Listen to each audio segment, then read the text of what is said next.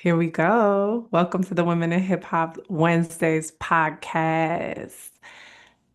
Let me see if I could even do some wild shit.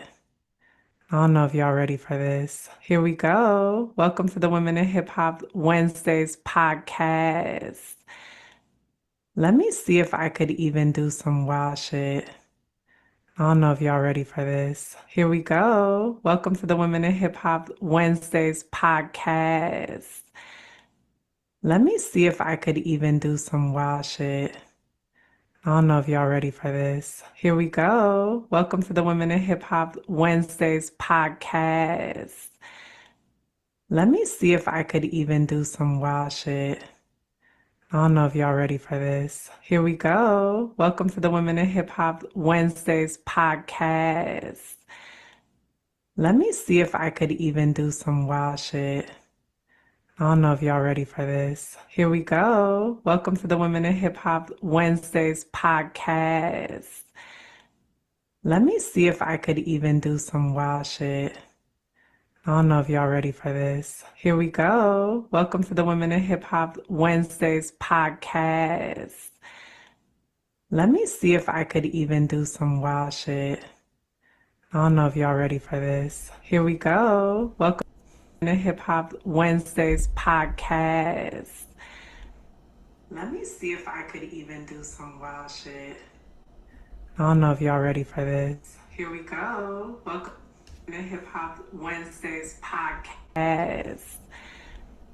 Let me see if I could even do some. Okay, y'all ready?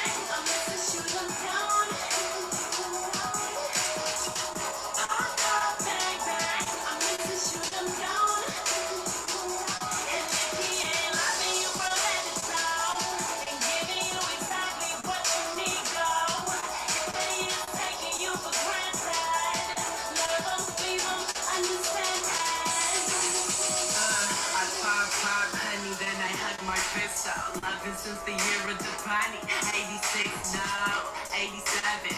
Year I came in, guard my heart like it was heaven. No haters within, no, it's only y'all the love that I am piercing your skin. Not the pair of words is bullets, time to trigger. Hey, okay. Bouncy, bouncy, but if you leave me up, okay, so hold up. Are y'all ready for this? Are y'all ready?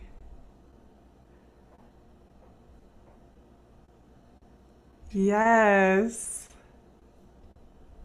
So, welcome to the Women in Hip Hop Wednesdays podcast. My name is Coco Peila. I am a multi hyphenate hip hop artist, MC, singer, songwriter, record producer, and the music midwife. I'm your hostess with the mostest. And here on the Women in Hip Hop Wednesdays podcast, we are amplifying, uplifting, chronicling, interviewing, showering women in hip hop with praises, credit, adoration, and appreciation for birthing this culture that has given us so much, this culture we call hip hop. And this week is a segment that we're coming back to called Confessions of a Black Feminist Rapper that I named after my trilogy, my album trilogy. I already released part 3, Elevate, and we're about to release part 2, Trigger Warning. this upcoming year. And so I thought I would take the name of the album trilogy, Confessions of a Black Feminist Rapper, and turn it into a segment where I really dig into a confession, something, messy, a mishap, a mistake, a fumble, a fail, an L that happened behind the scenes of my career, which now spans 22 years as a performing and recording artist, but even longer as a songwriter, 27 years as a songwriter. I started writing when I was 11, and I take every single lyric and song seriously. And I see that as kind of like the formal beginning of my my journey. So anyway, what you just saw was the introduction of the Mrs. Shoot 'em Down music video, which was filmed in West Oakland, California, and released in 2013. It was directed and shot by DJ Agana, who is an incredible graffiti artist, DJ. She does so many things, including directing and filming music videos. It was edited by Odell Hussey, who is also a visual artist, a photographer. It was filmed at Lil Bobby Hutton Park, which is a historical park. It's very significant to the Black Panther Party's Black Power movement, as you know, which was birthed in Oakland. And the part of the park that we were in is a park called Town Park, which was created by K-Dub, who is also a multi-hyphenate artist and like a very important, I would say like a big homie in my life, but in a lot of artists' lives. And he did so, he's done so much, but one of the things that was really amazing for me at that age was getting to collaborate with him in Town Park. DJ Agana brought Few and Far Women, who are a all women graffiti crew, and they graphed up the entire park. And I talked about I have a thing called Flashback Fridays. So if you follow me on any of the social media platforms, if you follow me on Instagram or TikTok, you'll see that every single Friday I post footage, whether it's like behind the scenes footage, music video footage, interview footage, photos, live performance footage of me performing over the years. And so this past Flashback Friday, I posted both some footage of the Mrs. Shoot 'em Down music video and some of the behind the scenes interview that Odell Hussey shot and edited. And just wanted to like shout out not all, but like many of the people who were involved. And that's a funny thing to do throughout your career because for me, I can only speak for myself. Not all my relationships with every single friend, family member, human being, collaborator, like has always been perfect. But I feel like something that I'm sensitive about and I try to do my best to do is not to erase the truth of the landscape and the history because that's something that we all experience and it's part of one of the big reasons why I created the Women in Hip Hop Wednesdays podcast, which is that, you know, we were there from the beginning. Women were there. We not only gave birth to all of the MCs, DJs, graffiti artists, B-girls, B-boys, physically, women gave birth to them, us, but we also were there as participants in the foundational four elements of hip hop. And just like with white supremacy and anti-Black racism, or, you know, the attempted genocide and erasure of any indigenous people from their lands, whether it be in the Americas or across the globe, whoever the dominant group is oftentimes changes the narrative and rewrites history so that it benefits them more or less, right? And so we see that with when we think about Black history. We look at how, Donald Trump is active, and his administration and cronies, and I was gonna say oligarchs because I heard that the other day, but I'm like, I actually don't know what that means. So let me not just try to like throw it out there, but they're trying to rewrite history by taking Black history and critical race theory and critical race studies and all these important things out of the schools, and literally in some places outlining them, meaning, and that's how you control the narrative about what happened. And so when we look at Black history, how long did our people fight for to be acknowledged, for whether it's George Washington Carver or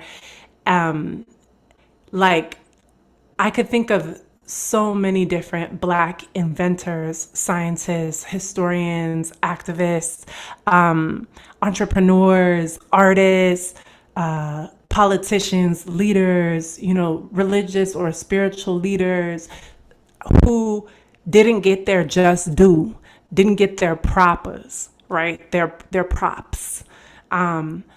And just as anti-Black racism and white supremacy functions to erase the contributions and the existence and the significant existence of Black people, sexism and male domination does the same with women. And so when we look at hip hop culture, our brothers, our grandfathers, uncles, cousins, our male counterparts in the culture have given so much and contributed so much. I was watching a Nas interview the other day, and I think at the time he was like 23, and he was talking about his album, It Was Written. And, everybody was in the comments going crazy.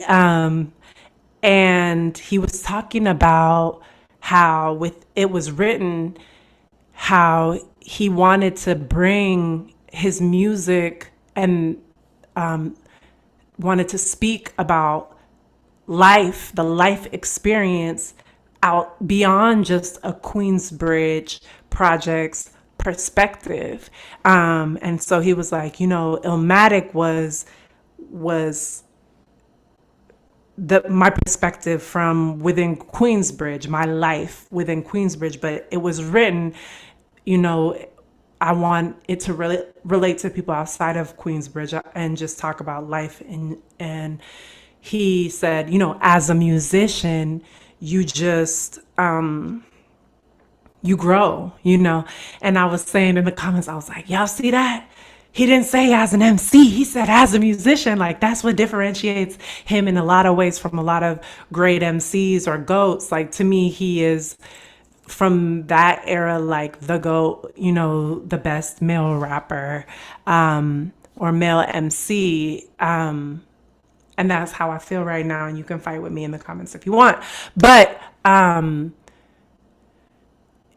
there's he and I know last episode I talked about DJ Kool Herc and the Herculords, and the difference between the credit that was given to DJ Kool Herc versus Cindy Campbell, whose idea that first historical hip hop jam at 1520 Sedgwick Ave was in the Bronx. And so it's not to take away from the brothers, but it's to say we don't get the full genius. We don't get the full picture of hip hop if we're not given the full props to every single person who was there. And so we exist. I exist. This podcast exists to fill in more of the picture. Now, am I a West Coast born mixed heritage Black woman going to an MC hip hop head, going to have the full picture and experience and be able to paint it and understand it? No. It's our job. hip hop is a culture of the people, and it's our job to paint that full 360-degree picture of reality, of the landscape, of the feelings and experiences and perspectives. And this is my contribution to my beloved culture, our beloved culture. And I think that's one of the exciting things about Women in Hip Hop Wednesdays is we also get to interview other women in hip hop who have made significant contributions, and get to hear their perspectives so that they also get to further fill in the perspective. So, okay, so now you know, if you didn't already know, where you were at, where you have arrived, and what's happening. Um, that's what's happening here. This episode is called, so the segment is Confessions of a Black Feminist Rapper, right? This is where we talk about something taboo, something messy, a lesson, something that I maybe, from behind the polished music video edits, y'all may not have known or seen. And this specific episode, episode 24, it's called Mrs. Shoot 'em Down. So I started out by showing y'all a little clip of the music video, and we'll go back and watch it again because it is super dope. And it's been 12 years since we released that project. But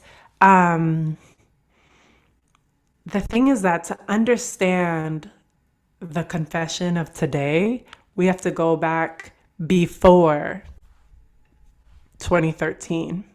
Let me make sure my microphone settings is right. Okay, good. Check, check. Boom. We have to go back before 2013, right? And I was thinking about this the other day. I was like, yo, I released a different version of Mrs. Shoot 'em Down in 2009. 2009, December 2009, December 2010, December 2011, December 2012. And then I think Mrs. Shoot 'em Down dropped in like September 2013. So that's like, what is that, 4 years?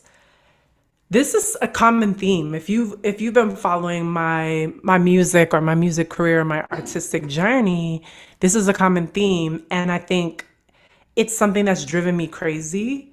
And it's also part of where this story starts. So, I graduated from high school in '05. I was born in 1987. I am 38 years old and loving it. And I graduated in '05. I did not want to go to college. There was one option for me in my mind. I wanted to go to an HBCU. And one of my family members was struggling with some internalized racism and was like, nah, you shouldn't go to an HBCU. Like, and they had a whole story about like, your mixed heritage and folks are going to have, I don't know. It was all their own projections on me. And I was like, nah, like, I don't want to go to school to learn from white folks, to be surrounded by white folks. I remember talking to the other seniors in my senior class at the time, and they were like, you're racist. A lot of white folks, you're racist. And I was like, no, I'm not. Like, I got accepted to UC Santa Cruz, San Francisco State, Mills College, and maybe one other school. And, I actually barely graduated high school. I was going through a lot of stuff and living on my own. I had moved out. I didn't really move out. I just like ran out of family members and friends who would let me live with them. And, my sister was like, well, you could, start renting rooms, and how, get roommates. Like, so that's kind of how my young adulthood started. And, I was just coming out of a super rough, very like bizarre, traumatizing childhood. And school was just hard for me. That shit was hard. Like, I would try to really apply myself but I struggled. I skipped a lot of days. I came late to a lot of days. I couldn't really focus, often didn't understand certain things. But then there were ways that sometimes I could show up, like with creative writing or language or, more creative things. But in '05, what happened was my sister, my older sister, she basically, I was like looking like I wasn't going to graduate high school. And she sat down with all my teachers and she was like, all right, so what does she need to do to graduate? Because they were like, she's not going to graduate. She's so far behind. And she was like, okay, don't tell me that. Tell me what she needs to do to graduate. And they were like, she's not going to graduate. She's behind. She's like, this is some gangsta ass shit. My sister was like, write a list of every single assignment, project, homework that she missed. Write it all down. Tell me what she would need to do in order to pass. Isn't that gangster? And so they were like, okay, well, if she wants to pass my class, she would have to do, and they wrote down lists. This is some fucking crazy shit. This is why like advocacy is so important. And so basically there was this like sprint in the end of my senior year where I had these long ass lists for most of my classes where I just was like trying to catch up. And that's how I graduated. But on my own, if my sister hadn't have stepped in, I wouldn't have graduated. I probably would have had to like maybe repeat senior year. I don't know if I would have had to like come back the next year or if I would have had to do it through summer school. I'm not sure, but I imagine. Anyway, that's not how things turned out. So I graduated. I told everybody I don't want to go to college. I was like, why would I pay money for a piece of paper that says I can do some shit when I could just learn how to do the thing? And I took a gap year, I interned at Youth Speaks in San Francisco in the Mission and still honestly didn't really have like a real understanding of money or how to survive or how to make a living. But I remember my sister seemed like she was like handling her business. And the one thing that I noticed about her, my pops had told me like, hey, you about to be 18 soon. I have other kids that I have to take care of. Like, you got to figure out what you finna do. So I was already at 17, like, damn, I don't really know how to navigate this world. My mom was in the streets, in the street life, and not really able to provide me with like, do this, do that, take this SAT, whatever. And so my sister, in a big way during that period of my life, really stepped in, my older sister, to try to help me and advocate in the places where she could. And so I was like, well, I'm not going to go to college. And my mentors and everybody was like, nah, bruh, like that's not an option for you. And I received a lot of flack and pressure. So, my sister was like, you really should go to Mills College in Oakland. And, that's the thing it'd be a great fit for you. So I took a year off, made music, figured out what I was doing. I went to school. I had an independent major in physics. I really loved physics, particularly quantum physics was so fascinating to me. And, but Mills College didn't have a physics major. However, you could do this thing where you would basically get all your gen ed credits at Mills, and then any classes that they didn't offer, you could take at UC Berkeley. And it was that's why they called it an independent major, because it was like something you'd identified you wanted to major in, but they couldn't offer all the courses for you to be able to graduate. So, I moved to Oakland with my cousin from Berkeley, moved to East Oakland near the Mills College campus and started going to Mills. And, cried every day. Now, I love science. I loved, calculus. I loved chemistry. Like I was loving having women instructors and all that shit. But at the time when I went to college, there was a song called Any Day Now, which I will do an episode on Any Day Now, that had hit the underground youth streets. It was like a big deal. And the other thing is that it ended up getting commissioned by Youth Noise for their Healthy Body Image campaign. And so they kicked down $1,000. And I believe Youth Movement Records, that which was a nonprofit organization for, urban youth or at-risk youth, although it was young people from all over different class backgrounds and such.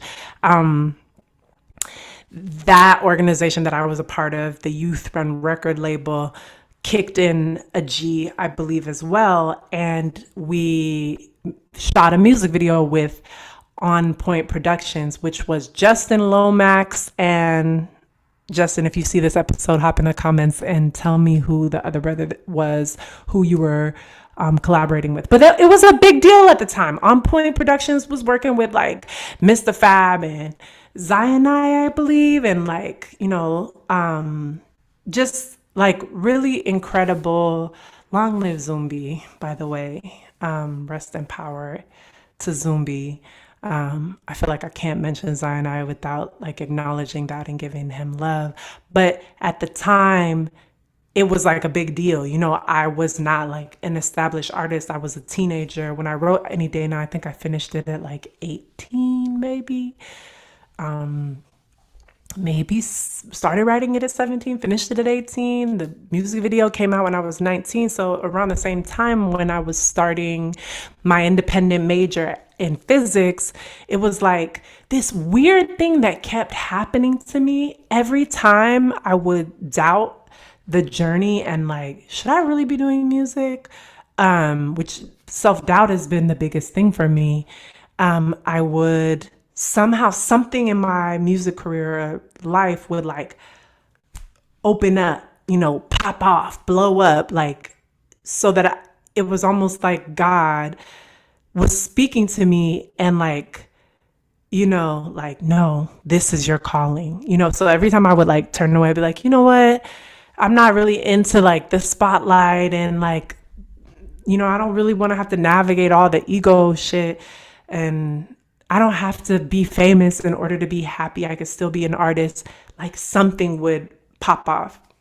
So at the time, Any Day Now started popping off. And the thing to understand about the Bay Area is that during the early aughts, yes, we had the hyphy movement that popped off in the mainstream. So like people who had never heard of Keek the Sneak or E40 or Turf Talk or Too Short or, these different male MCs or male rappers from the Bay Area.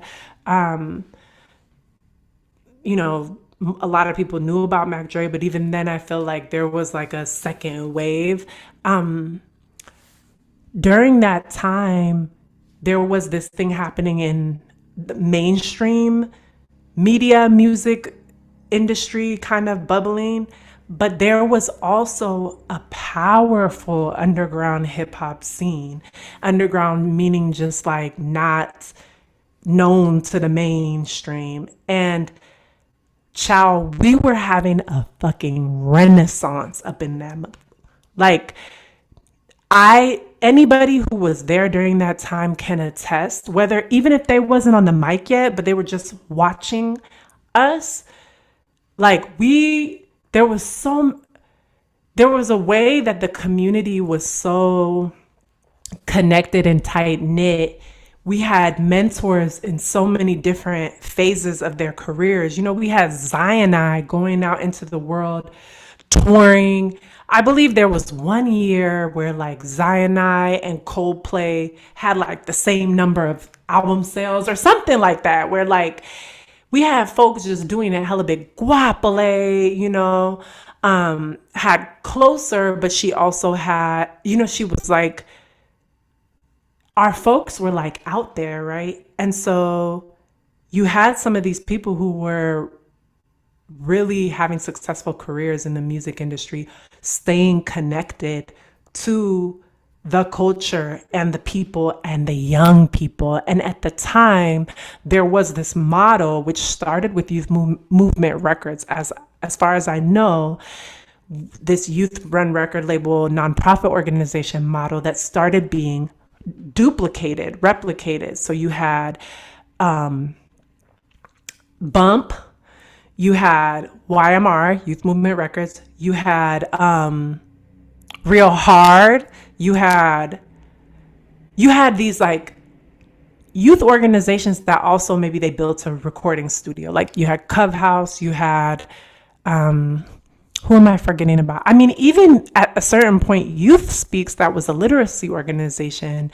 They built a recording studio and they had like a mini record label and they started putting out music. So you had all these resources that usually, like, it reminds me of what Kathy Yandeli and Jeff Chen talk about in their hip hop history books. And a lot of hip hop historians talk about in 1977, July 1977, the fires that broke out in New York, that where a lot of people then either, boosted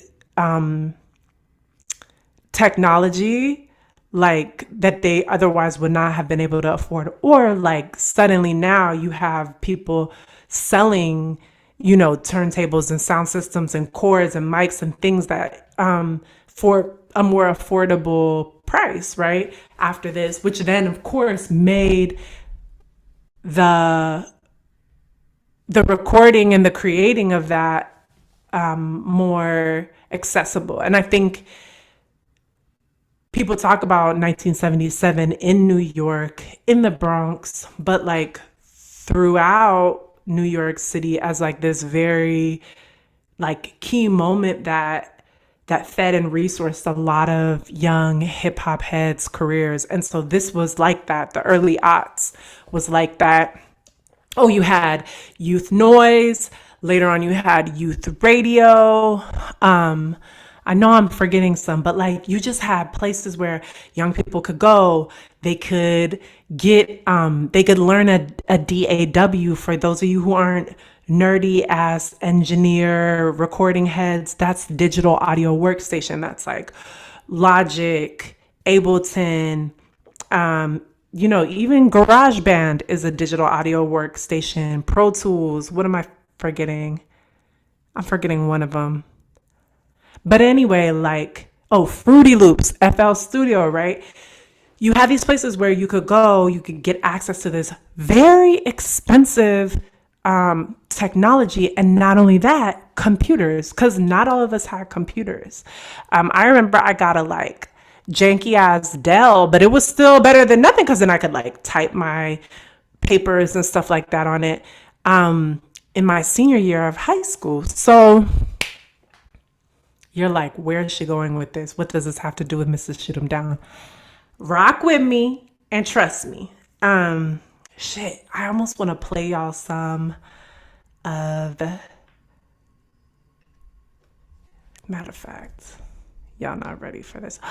Did they take my Spotify bookmark off? Don't do that to me. Don't be like that. Let's see if we can do it. Okay, let's see what we got. Okay, hold up. True to Life mixtape. Ha! Volume 2. See? Y'all not ready? Okay, so I'm gonna share some audio with y'all so you can hear a little bit of what I'm talking about.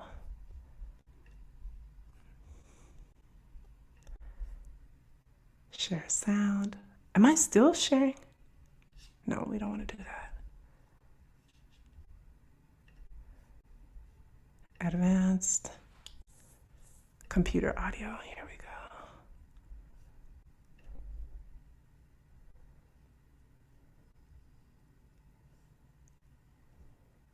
I don't want to do that. Let's see. I'm hoping that it'll only share audio. Okay, here we go. Hopefully they're not going to give me no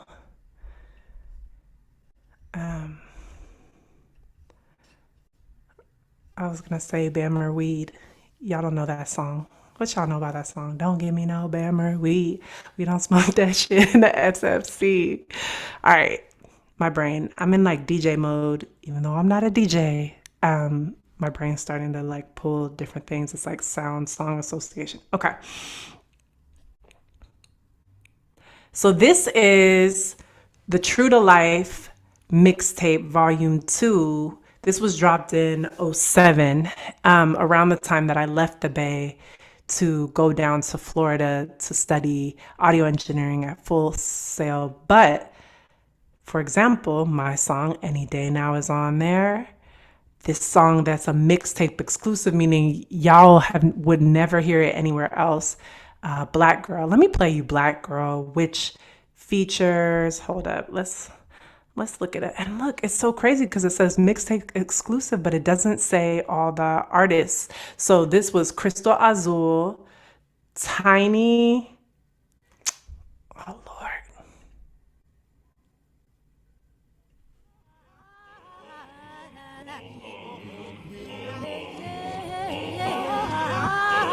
Why don't they have the names? Black girl, this world is rough. When things feel tough, please, black girl, just don't give up. Don't give up because you know you don't have to go it alone. Yes, you know you don't have to go it alone. Every man wanna screw me, every woman wanna do me in. I can't be happy these days without a fifth of hen. I can't get a job without shaking my ass. And I gotta pay rent cause my 18th passed. I'm too light, I'm too dark, my walk make the dogs bark. My man cheated in the park with a white girl yesterday. It's normal now for all this to happen to me, cause I'm a black girl. I blame this on the first black girl Eve. Yeah, sometimes there's good moments in life, but they're often interrupted by Crystal struggles and strife. The men we mess with, they want us to be mothers, not wives. So we get from baby mama drama, sad about life. Don't tell me shut up, I got way too much to say. Think it's sad what I'm saying, try to be me for a day. This world's messed up for you and me both, yeah I know, but it's harder when your skin flips the color of snow. Yeah, black girl, this world is rough. When things feel tough, please, black young Coco. Just don't give up, don't give up because you know you don't have to go it alone. Yes, you know you don't have to go it alone. Yo, I'm a black girl, go by the name of Tiny Tan. So why can't I walk the streets without scaring your ass? With the color of my skin, all about my past. I'm tired of this man, how long is it gonna last? Leave out the house and walk straight down the block. There's not a day that go by, don't get harassed by the cops, cause they think that I'm a hustler on the corner slanging rocks. I don't think y'all hearing me, it's time to take me seriously. You got a boulder on your shoulder, roll it over, we can carry it bow. You got a boulder on your shoulder, roll it over, we can carry it bow. Because you know you don't have to go it alone. Yes, you know you don't have to go it alone. I'm tired of this story being preached to me. I can't make it cause this country wasn't made for me. To all my black women and girls, man, we feel this country. Slave mamas gave birth to babies that built this country. I think if we didn't exist, then would our world? Dr. Martin Luther King and Jesus' mama was a black girl. In the world today, you either suck it up or lose it, especially black girls. Excuses are useless, and every day I hide my pain with white teeth, and occasionally I wild out in my white tee. Blue jeans, Nikes, your girl stay rockin' these. And every day, you know I hustle for the green. My mug stay mean as I trot down the block, skeet skirt from the corner, cause them boys got it hot. I'm dodging them shots as I'm trying to stay alive. I'm trying to do some right before I see the other side. Black girl, this world is rough. When things feel tough, please, black girl, just don't give up. Because you know you don't have to go it alone. Whoa, yes, you know you don't have to go it alone. Whoa. Okay. So here's a perfect prime example. Black Girl was dropped on the True to Life mixtape, the Bump True to Life mixtape. It featured youth artists, MCs, singers, producers from all across the Bay, but primarily I would say Oakland. Um, it featured also artists from Real Hard, YMR, Bump, the DJ Project. And when I went to click on Black Girl, there's for the credits, the producer is not credited. None of the artists are credited. So if you came across this, you'd be like, oh, cool. Who are these women? You wouldn't know. And I can't. Now I'm like, wait, what was the name of the third MC? I know her. I could tell you, like, I know exactly how she looks. I've been at functions with her. I've been at a baby shower with her. I can't remember her name. So now I had to go back and do that research and make sure that in the next 24 hours, 48 hours, I update her credits inside the YouTube description. But that's a perfect example, right? But when I look at, for example, let me look. Change the Nation, which was from YMR, and Change the Nation was made by the faculty. Am I tripping? Hold up, let's look. Oops, hold a second.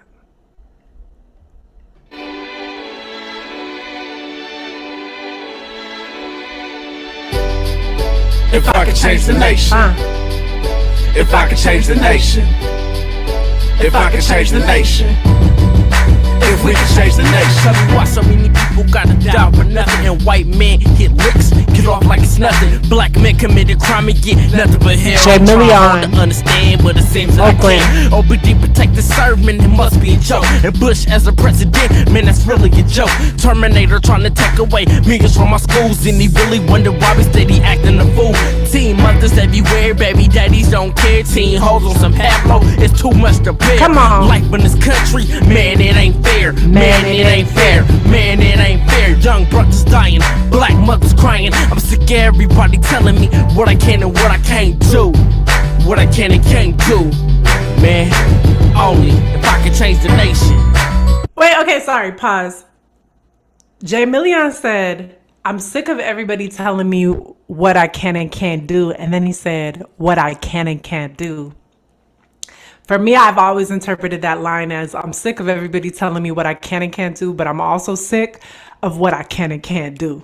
If I could change the nation, if I could change the nation, if I could change the nation, if we could change the nation, if I could change the nation, if I could change the nation.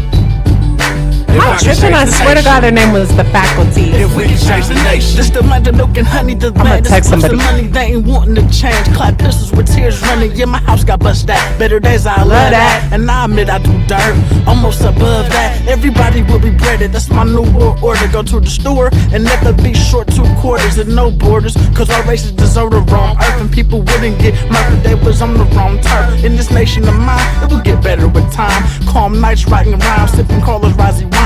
No AIDS epidemics, no clinics, and little dying. And the nation's capital will be on top of Mount Zion. It would be worldwide, the peace that I would provide. And who better than I seen hell with these eyes, trying to change, rearrange, how the world customize. Only wish plucking my lips to kiss this nation goodbye. Mwah.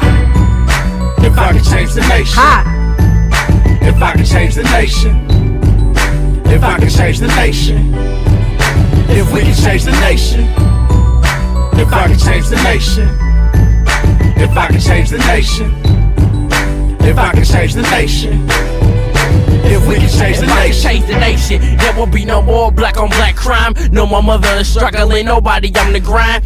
Everybody in the hood would all get along, and all the kids around the world would know rock and change the nation. There will be no more black on black crime. No more mother struggling, nobody on the grind. Everybody in the hood would all get along, and all the kids around the world would know If I right could and change wrong. the nation, my homie Reggie will still. Okay, first of all, the previous verse, not this bridge that you heard by Jay Million, but the previous verse was Chuck Wester. This is A1. What up, Adonis? Notice how deep his voice is. He had a very, his voice was so epic as an MC. But all right, Come on, A1. Not to be confused with A1 from Frisco. This was A1 from Oakland. No, my mother is struggling, nobody on the grind. Everybody Big shout out to A1 from Frisco. Incredible revolutionary MC, amazing human being. in the hood, we'd all get along. And all the kids around the world would know If I right could from change wrong. the nation, my homie Reggie will still be alive. He should've took his dumb ass in the house around 9. I would've gave me and my grandfather more time to kick it with each other before we died. If I could change the nation, wouldn't be deaf in this world. There wouldn't be OGs messing with little girls. If I could change the nation, no one would have a habit, cause it hurts to have a relative as a drug addict. Nothing worse than living a life that's so tragic. A mother living longer than her child, asking what happened. There's people my age walk around with AIDS. We need to stop killing ourselves with this evil plague. Truthfully, there's nothing to live for these days. Just a bunch of youngsters in a group trying to get paid. There are so many blacks, man, up in the pen, wasting their life away. Damn, when does it all win? If I could change the nation, if I could change the nation, Hey.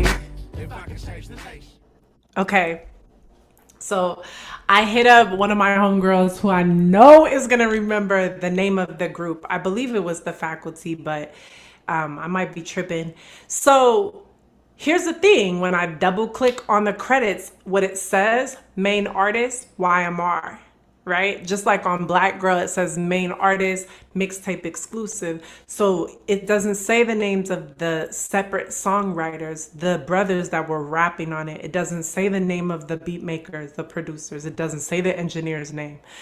And so some of these things, right, if you look, like the organization itself, YMR, or the record label rather, YMR is credited, but not necessarily the young people. So the song that's up now is Any Day Now. I rock sweatpants and brown bare feet, no makeup, but I feel sexy. Who that sound like? My skin out and my hair nappy. Hope you got a sweet tooth, cause I flow so Hey, sweet. hey. Ooh, baby, baby, come see about me. It's been a long time. All right, we're gonna actually get into Any Day Now because it deserves its own episode, another episode. But just to show you, like, oh, here's another one that was on here, Trinidad and Los Racas with, I don't know why I said it like that, as if I don't know how to pronounce it, but that's okay. Dímelo. Oh, I think.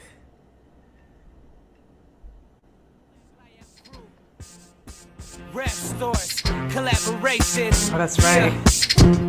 I see a lot of you dudes walk. Pause. So Lorraca is a duo between Racadon and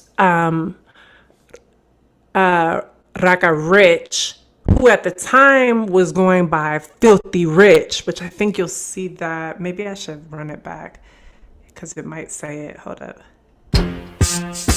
Yeah. Black Lion Crew. Rap store. Collaboration. So Dune had a crew called Black Lion Crew that was himself, Divas Harmony, and also he had a very like pro-black, pan-African, like revolutionary red, black, and green type energy and content. Raka Rich had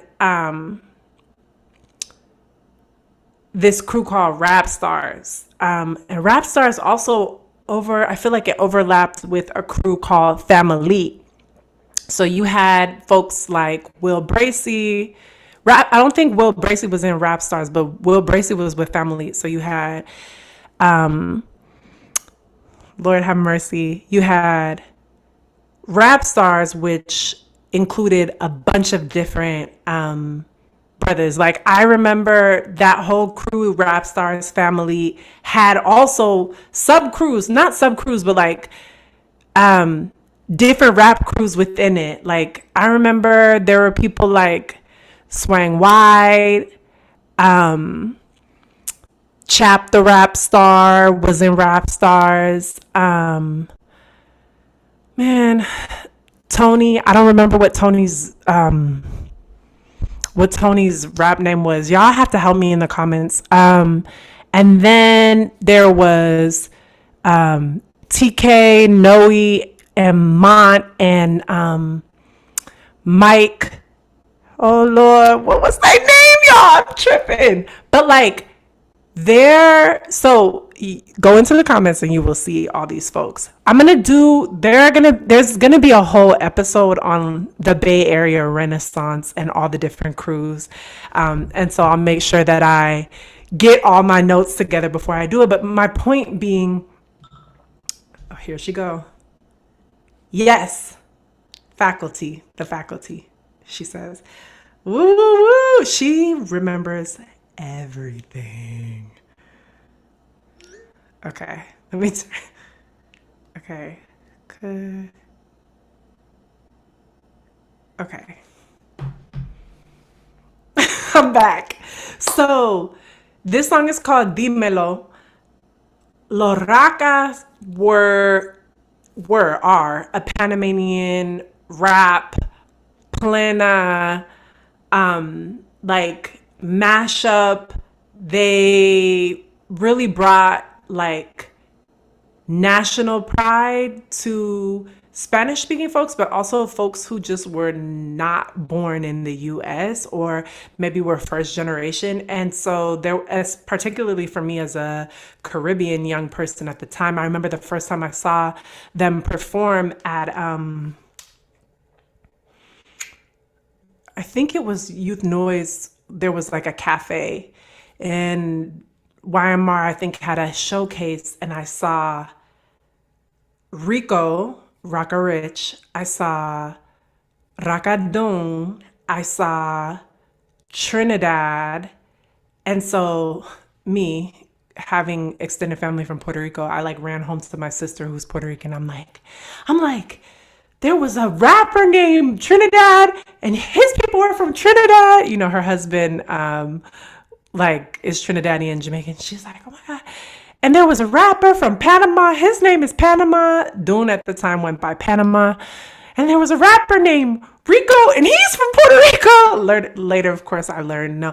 But what I'm saying is like these different crews, these different artists, like so heavily influenced what has continued and continued to build and become Bay Area culture. Hip hop culture isn't just the music, but the art reflects life and also influences life. And so, excuse me, especially in these times where Spanish speaking Caribbean music is like in pop culture now and very normalized, or even just MCs not feeling like they have to be a Black monolith, like, okay, I have to assimilate into like what it is to be a Black person.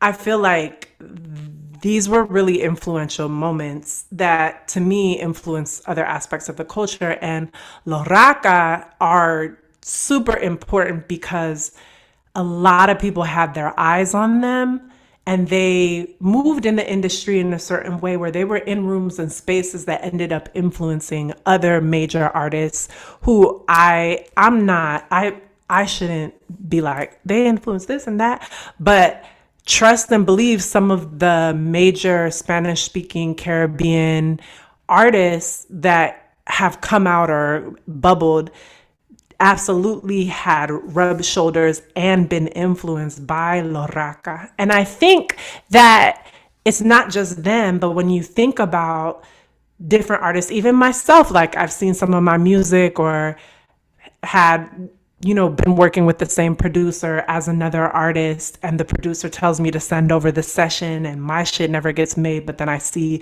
my lyrics or concepts pop up in, you know, like a major song. You have to understand that music is an ecosystem. And so I think that this is like hip hop history, music industry history, but it's also something important to know about me and about any hip hop, like any what do you call it?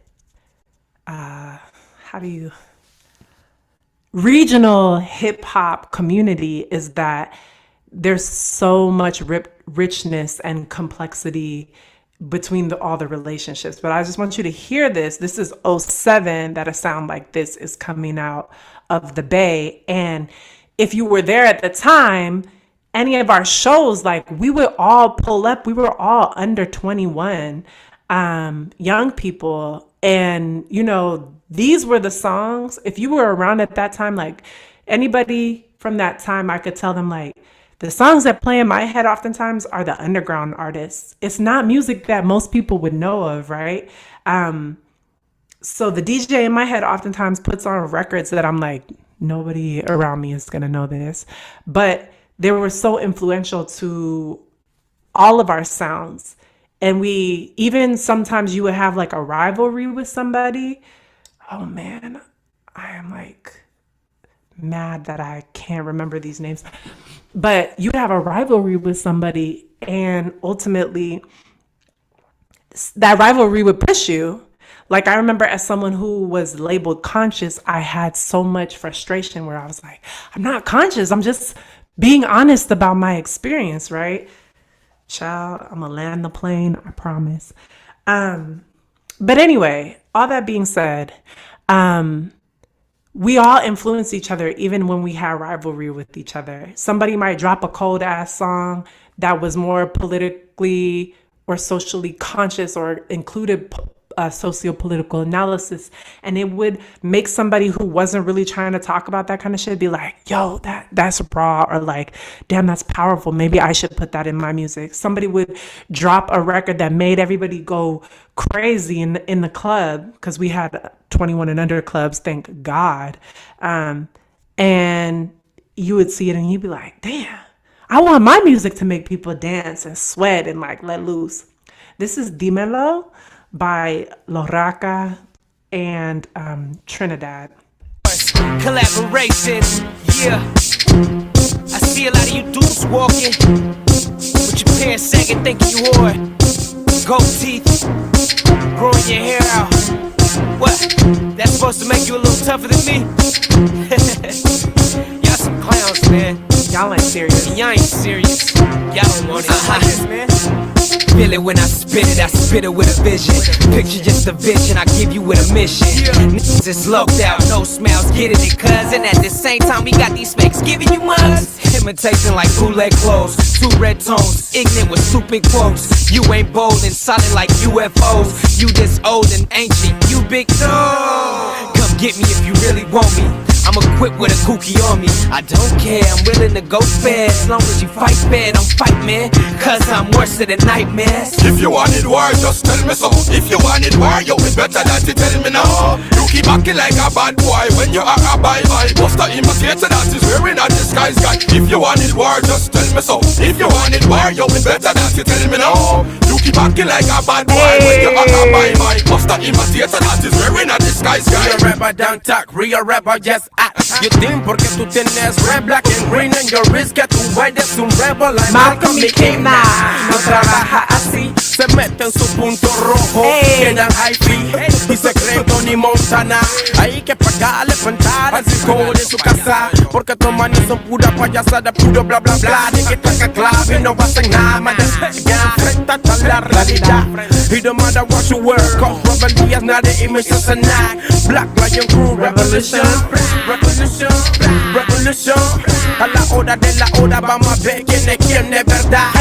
Quién es quién de verdad. Si tú quieres bronca, dímelo, porque yo no creo en nadie, solo dímelo.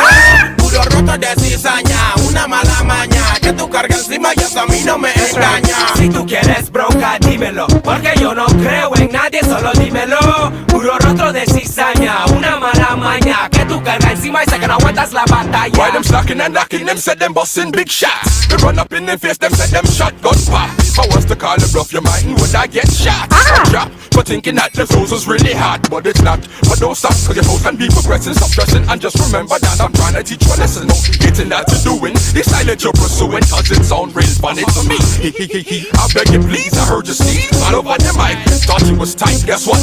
Alright tonight, you might just die tonight. Lyrically choking, I was physically blowing, but I was mentally flowing. Put it on the purple trees. I know your boys don't know the scene. The rockin' John Jabot perpetrating that the mean while I'm in the grassroots. doing what I do, started revolution, drink out in Panama. So, if you wanted war, just tell me so. If you wanted war, you it better than to tell me no. You keep acting like a bad boy when you okay.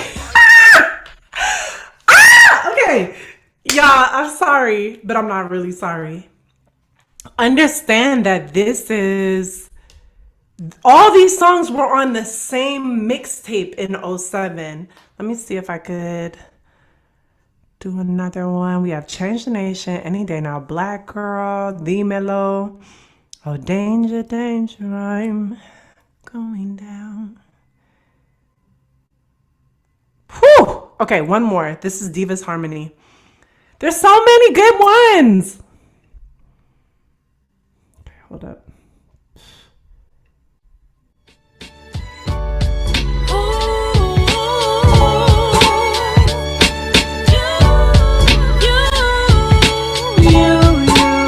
Come on, Crystal.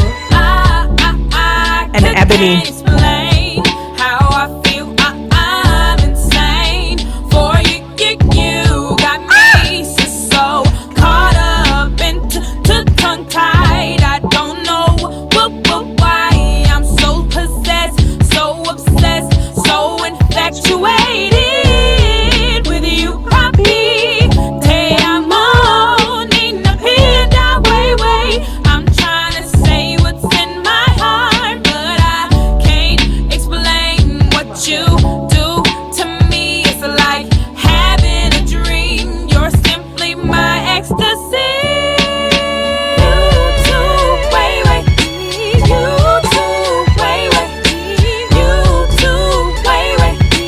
You too, way. You too, way. You too, way. I can't describe the way you make me feel whenever I'm around you. It's unreal, I'm blessed, thank God that I found you. Read, cause when I'm screaming, when you hugging me, touching me, making sweet love to me.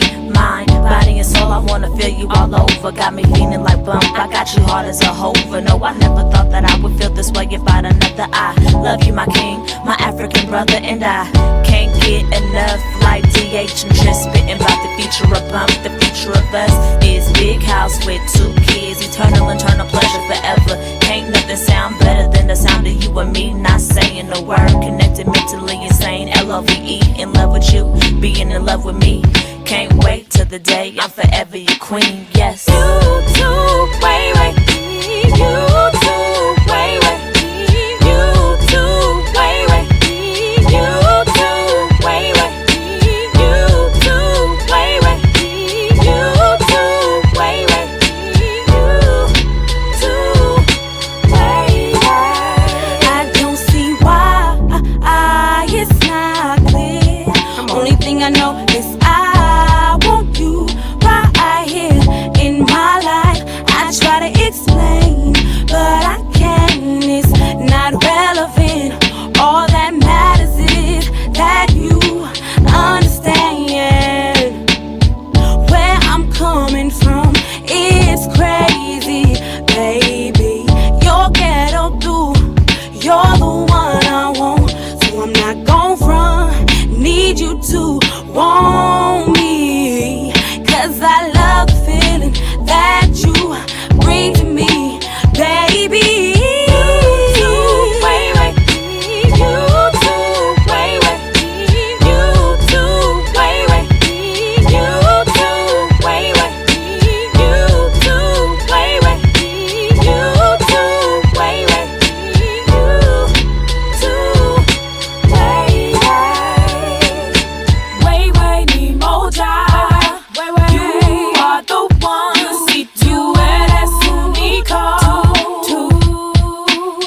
You, way, need more time. You are the one. See to it as Okay, so... oh my God, I want to play out. Okay, so we'll do this another episode. But what I'm trying to have you understand is like the 2 women who were singing, Crystal Azul and Ebony, were in Divas Harmony. But Divas Harmony was also in a Black Lion crew with Panama, who later became Rakadun, who was in a rap duo with Filthy Rich, who later became Raka Rich, who was in a crew with the rap stars, who were also in crew and collaboration with Family, who was also in crew. Hold up, give me 2 seconds, cause it's gonna kill me. Not kill me, but okay, hold up. So, let's see.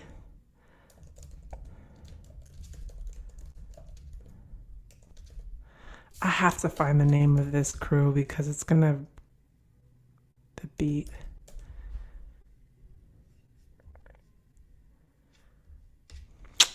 It's gonna drive me insane.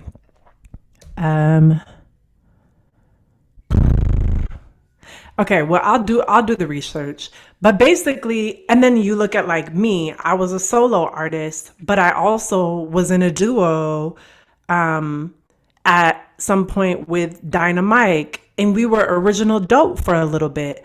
But also, if you look on the mixtape exclusive, myself, I can't, Tiny Taz, Crystal Azul, it's right on the tip of my tongue. This is driving me crazy. And the sister who also rapped right here on You, Tongue Tied. Everyone was collaborating. So just imagine we didn't have to pay for studio time. We didn't have to pay for beats. We sometimes didn't have to pay for music videos. We had dope ass MC songwriters, producers, full-fledged career musicians mentoring us, coming in, doing live performance workshops or writing workshops or so on and so forth.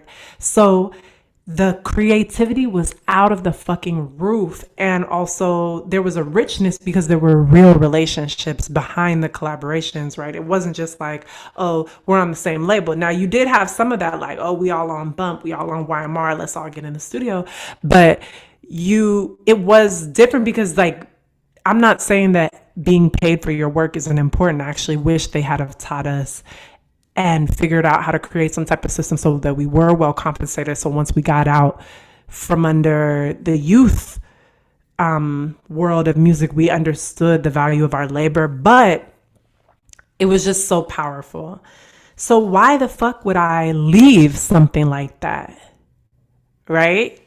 Well, one thing that I noticed was that there was a really different way that, first of all, I dropped out of college. I would come home every day to my ancestor altar. My grandfather, on my mama's side, was an acoustic engineer and, you know, real into science and math. And I would pray to ask him for guidance. You know, I was like, I love physics, I love science, I love math. And I think also as a young Black woman who is artistic, I noticed how people would act all fucking gagged and surprised every time I'd be like, they'll be like, oh, you're in school? Are you in school? Are you in college?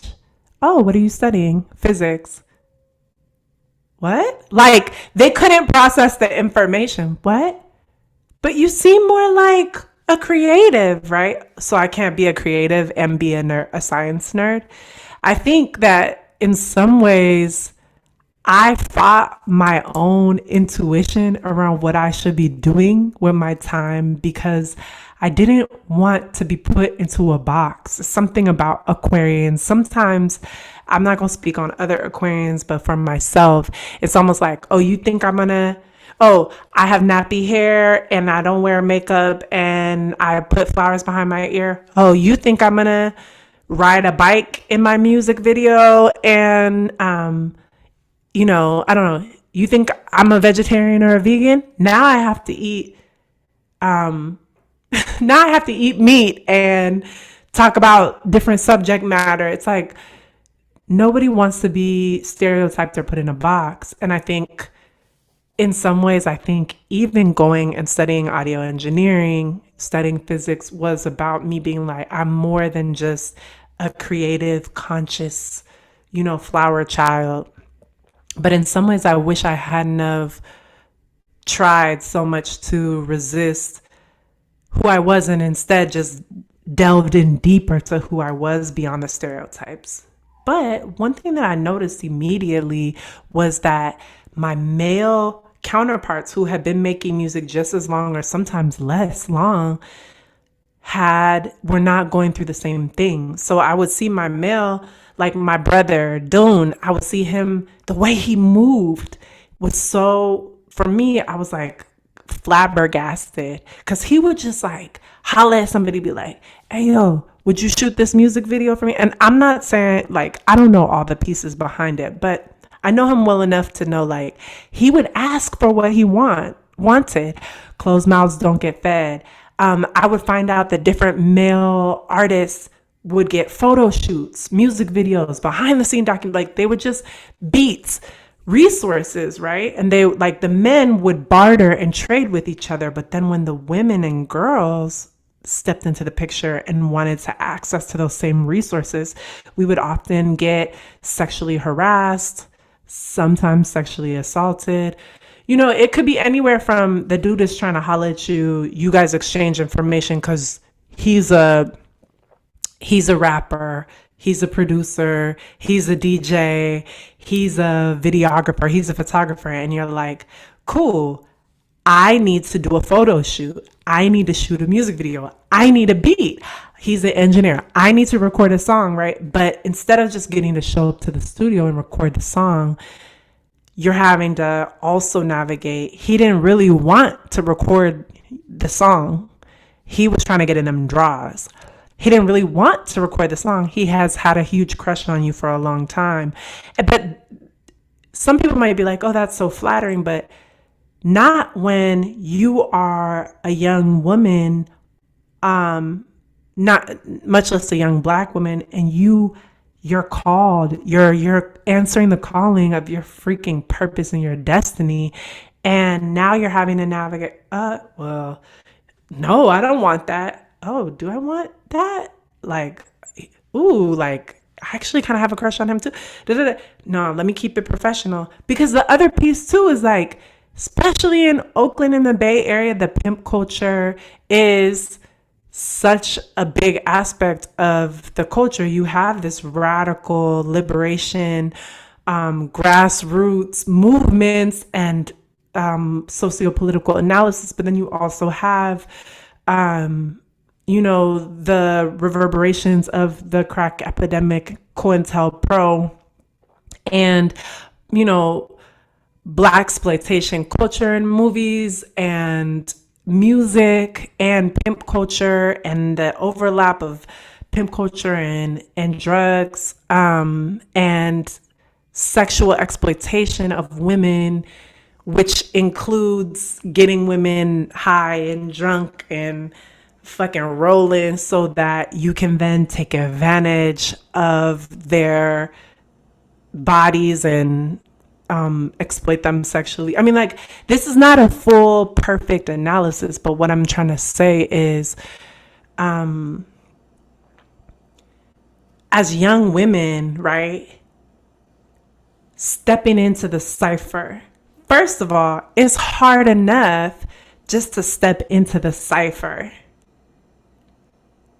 It's hard enough to all the beliefs, all the identity that you've internalized from racism, sexism, male domination, classism, colorism, whatever, all the isms, fat phobia, homophobia, whatever it is that a young Black woman or a young woman was facing to step into the cipher, the voices, nah, you're corny, you not gonna know, you ain't got any, you can't do it, da, da, da. What if you do? Not to mention all of the beliefs, internalized oppression and oppressive beliefs that others around you in the cipher carried about you and your ability, your significance, whether or not you belong there, right? There's so much you have to push up against. Then to be trying to take these same strides. Every time you take a stride as an artist, you have to stand up against your own self-doubt and your own trauma and, internalized oppression. So I was noticing that, like, there was this thing that people would always say, right, like, where the ladies at? Where the ladies at? Oh, it ain't no ladies. Let me, or you'd be sitting down and having a conversation. It really ain't no ladies out there. At the time in mainstream music, Kim, Lil Kim hadn't dropped something in the early aughts. There was a lull that had happened, and this was during that era where they had created like there can only be one. This is pre Nicki. I wouldn't say post Kim because Kim has never stepped down off the throne. But like I remember there was a lull during that time with her music, and so it was like, what the fuck? You know what I'm saying? So during those periods in music when women are not as visible, it can make it feel even harder to step out. If you're coming up right now during hip hop as a woman, and as the MC or rapper, and you were born after 07, 08, 09, 2010, bruh, it's so different. And so I noticed that my girls were like not putting out music as frequently as the guys, not recording music as frequently as the guys, coming back with these horror stories of sexual harassment, assault, just anywhere from like annoying to like enraging to like horrifying and heartbreaking, of things that the women and girls at the time, we were girls, had to deal with just to try to like get your shit recorded. And then you had people like holding on to recording sessions because the girl didn't sleep with him. You had people just like, y'all just can't even imagine. You know what I'm saying? It's like, not to mention when you're in your creative process and you're in a power struggle that you didn't even realize you were. It's not like you stepped into the ring and you a contender with your boxing gloves on already. You're like, I'm coming to record, and you don't realize that there's like a whole power dynamic at play. Like it's just a whole nother world. And so I remember too having this experience of like feeling not taken seriously. Brothers saying stuff like, oh, that's some nice poetry. And I'm like, I gas harder than you on the mic. I really don't know why the fuck you would say some shit like that to me. But even if say that my rhymes were awkward and not like in the pocket, fucking spar with me, tell me your tips on how you write so that it flows better. Why do a veiled compliment, right? And so, just dealing with all of those things, dealing with that sexism. And when you think, as an artist, it's like, you're always waiting for your big break. Or at least that's how it felt, I think. That's the artist depression. Like, you don't feel legit until you have a break or like a spotlight on you or like money, some type of like moment like that. So the other piece was like, when you would connect with someone and they'd be like, yeah, I'd love to collaborate with you. Come through to my studio, or like, I'll send you some beats, or you link up and you realize it's a informal date or they trying to fill up on your body or whatever the case may be. It also hurt as an artist because it's like, oh, you didn't even really think that I was that dope. You're not actually interested in my music. You just more so were trying to get what you were trying to get. And sometimes it was a combination. Maybe they really respected your pen, respected your mic, respected your voice, respected your lyrics, but also had a crush and didn't, were not taught the proper way to go about that. So basically what ended up happening, I dropped out of college, crying every day. I felt like I prayed, I talked to my grandfather, do I have your blessing? Because I wanted to follow in his, footsteps, studying physics and like the science and the math. And I felt like I received a message like, yes, you have my blessing, go after your music. That was the message that kept coming to me like, girl, you don't need to like become a physicist in order to be fascinated or love it or learn about it. Like, go after your music. Your music is calling. Any Day Now had just hit for me. Now remember, this is pre-Instagram, all these little, we didn't have streaming platforms and all that shit. So Any Day Now was on the True to Life mixtape that I just showed you. It was on YMR's annual, I guess, like compilation album. It was on like four different compilations, mixtapes, whatever. The music video had dropped on YouTube, okay? And it was, for me, it was popping. Like, I think the music video to this day has like 42,000 streams, but like, or plays or whatever, but it was a big deal back then. And, you know, people were hitting me up on my little Getro Metro PCS Nokia little block silver phone, like, getting texts. And this is back when people used to call your phone and leave you a voicemail. People was like, yo, I heard you on the XYZ mixtape. Damn, that shit was fire. I didn't know you could sing like that. Oh my God, those lyrics are whatever. So we, the artists, and also the people, we would all listen to each other's shit, get it inspired, get excited.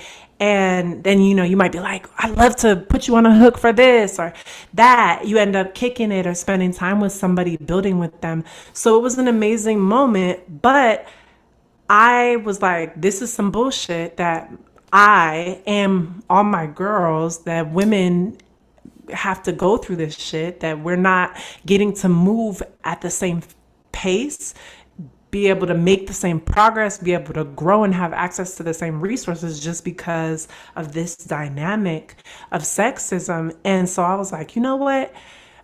I am not really trying to fuck with college, but my pops had told me about this school called Full Sail down in Florida. And he was like, you know, it's really legit. Like within the industry, people have good things to say about the people who come out of it. They really learn how to engineer at an industry standard. And they had an associate's degree in recording arts. And they were not an accredited university. They were a trade school, and they had a 1-year program. And I was like, you know what? Let me dip up out of Oakland, go down there for a year, come back. You know, it'll be hard to be long distance with my boyfriend at the time. You know, I'll miss my family and all that. But I felt this greater calling. And y'all, we gonna have to do a part 2 next week, because I feel like this just, so many memories came up for me. But while I was there, Full Sail became an accredited, or was becoming an accredited university. So I moved, this was 07, 08, because I remember, was it 07, 08 or 08, 09? I remember that I voted for the very first time. It was like my first time that I was of age to vote. I voted for Obama. They was fucking with voting. The lines down in Florida were so long. But by the time I got down there, I was 21.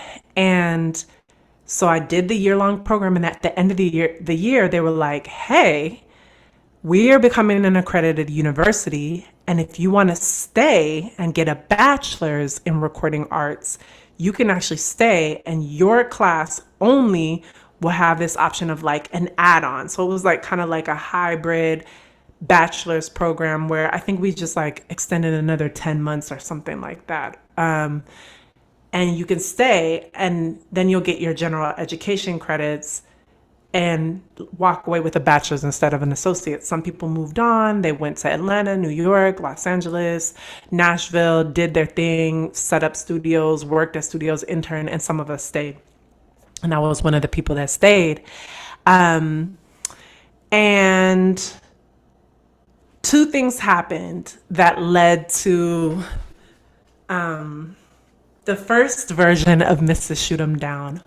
One thing that happened, so we had to then take gen ed credits, right? And so you could see me, right? I was like, not trying to do the shit in the box. But I was like, okay, fine, we'll take these gen ed credits. Well, they had a music business writing course. That was like your, I guess like your general writing, you know, gen ed writing. And in this course, it was so dope. She taught us how to do all the formal business writing. And I remember when she told us what a proposal was, I was like, what? there's a format where you could go and ask people for money, because remember, I'm coming from the underground hip hop scene in the Bay Area. The Bay is known throughout hip hop. That's where, Master P learned a lot of his shit and, came up in the Bay and was selling them CDs out the trunk. That out the trunk mentality is Bay Area to the core. Like, those of us who were in the Bay I'm sure before I even got there, know what it's like to, this is not just the Bay Area, this is Black culture, this is like ingenuity across, the country and the world. But,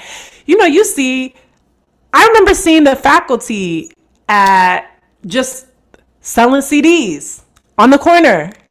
I remember people selling CDs like that was a thing. You bring your CDs to the gig. A lot of us didn't have cars, just to have it on you. But I'm coming from a mentality of like, we just figured out how to do it. When we wanted to put together a show, you just holler at people that, yo, you got this venue, got da-da, do you know this, you know that? Let's do a 70-30 split at the door. Let's da-da-da-da-da. Could you come through and, take the photos? So I was like, what? And so one of the projects in the class was pretend like you're writing a proposal for an artist to get money for an artist. So I was like, pretend? I don't need to pretend. I know 70 artists right now back home who need this money. Now, of course, I was coming out of, my father paid child support every single month, but I didn't live with him for most of my life and live with different people. And I didn't live with my mom from the time I was 11. So, coming out of that poverty mentality, $1,000 seemed like a lot of money. So I wrote a proposal, okay, for $1,000. And that shit seemed, you would have thought it was $1 million, y'all. That shit seemed like, I was like, 1,000. And La Peña Cultural Center, which still exists to this day I wouldn't call it really South Berkeley. It's kind of South Berkeley-ish. It's not quite like, it's not like H2O waterfront type. I guess it's kind of South Berkeley. La Peña Cultural Center was right by the Ashby BART, the train station. And so it was like a hub. It was also one of the only all ages venues. And big shout out to Jesse Strauss, who's holding them down as the director these days.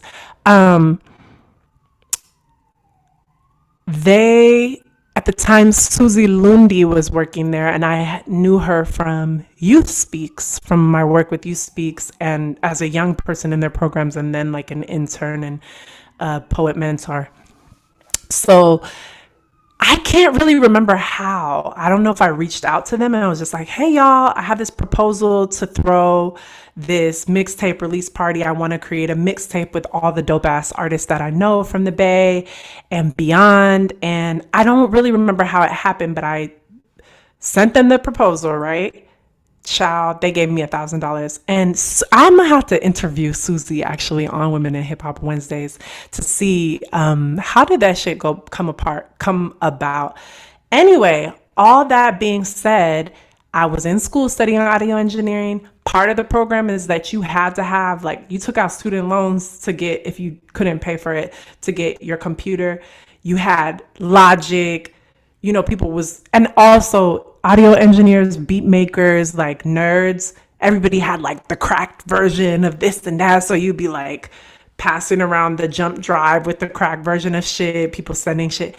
At that time, it wasn't as much links. Like you had to get like a disc to download a DAW, a digital audio workstation, or a program, an editing program, a beat production program. So I had Wave Burner, which was, I think, just came on the MacBook Pro that I had at the time. And I had Logic. And child, I had enough classes. I popped that bad boy in there and I mixed and mastered and curated and hosted my first mixtape, which dropped in 2009, called The Real Nerds Mixtape, Volume 1, Rough Draft. Can you tell I've always been long winded? I'm like, I'm going to call the title. And it featured artists primarily, it featured a lot of my own music, artists primarily in the Bay, a lot in Oakland, some in Berkeley. I don't know if we had anybody from Frisco or Richmond, nobody from San Jose. Then a lot of the artists from school who were from different places. And I put out a call. I was like, look, y'all, I'm putting together a mixtape. You're welcome to submit. And also my sisters who were out in New Zealand, I put out a call, a call to them. So, and I mixed this mixtape, and with some of the money through a mixtape release party at Luca's Tap Room and Lounge. Luca's no longer exists, but it was definitely an important venue, drinking hole, place that existed for a long time, where we would go dance. There would be shows, DJ sets, and I still have dope ass photos made by ID. I don't know if he still goes by ID, but ID shot in primarily black and white. Artists like Jamel, Ryan Nicole, ST Spin, Plain Jane, Sierra Sean, Talia Taylor, Crystal Azul, Isis Genesis, Shambo, Will Bracy, who else? Child, it was like really dope. Myself, Yamani I Am Many, the Attic Crew was in the house. Do That, Sandman. I don't think Treat You Nice came through that night. DJ Zeta spun. And I remember asking DJ Z, like, Zeta, can you spin for me? I did all the things that annoyed the shit out of me today, so many moons ago, right? Like, I had way too many artists on the set list. We were behind by hours and hours. Me and Talia and other folks were like, with my MacBook Pro, which at the time allowed you, this before they took CD burners out of the computers, you could burn mixtapes and then sell them. So I, mastered the shit, had everybody submit it, and then we was sitting there. I got a bunch of those like sleeves, those little janky ass paper sleeves with the clear plastic front. And they just literally like with Sharpies, Real Nerds Mixtape Volume 1. And then I still have one of them. I was telling Talia about it, leaving her a message the other day. It's like written in her gorgeous ass handwriting on like the little flap, Real Nerds Mixtape Volume 1. We were selling them for $1. I didn't know shit about like business expenses, profit margin, like breaking even. Child, I didn't even know what the fuck break even was. I do remember hearing people be like, we didn't even break even. That was like very common back in the day. People were like, oh, we throw this event. You think we throw this event to make money? We don't even break even. So that scarcity mentality, but also the exploitation was like super duper common. But that's the first time that you see the song Mrs. Shoot 'Em Down pop up. The other thing I want to say, which is like, I'm a curator, I'm a gatherer. That's something that comes naturally to me, and it's a genuine desire. It's not something I do with ulterior motives.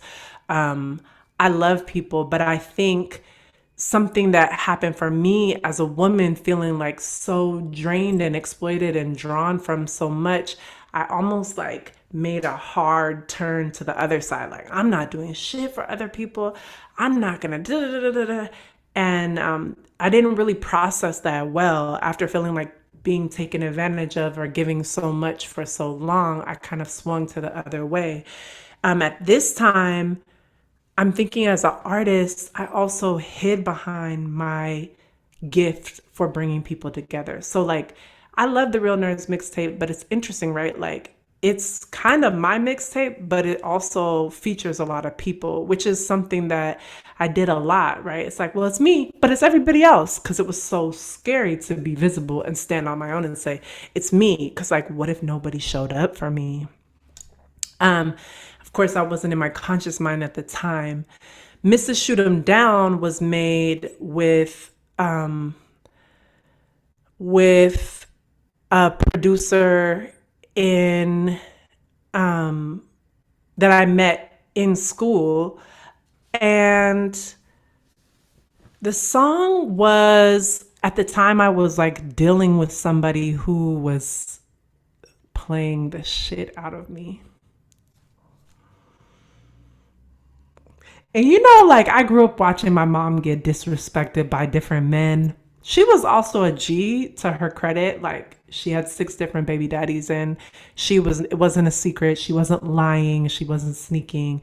She's like, I have, all my men know about each other. So like, something I always respected about my mom is she was like honest, even though sometimes it was messy, like she kept it real, for the most part. But I remember watching my mom get disrespected as a young person and just being like, that's never gonna be me. I'm never gonna let nobody fucking disrespect me, right?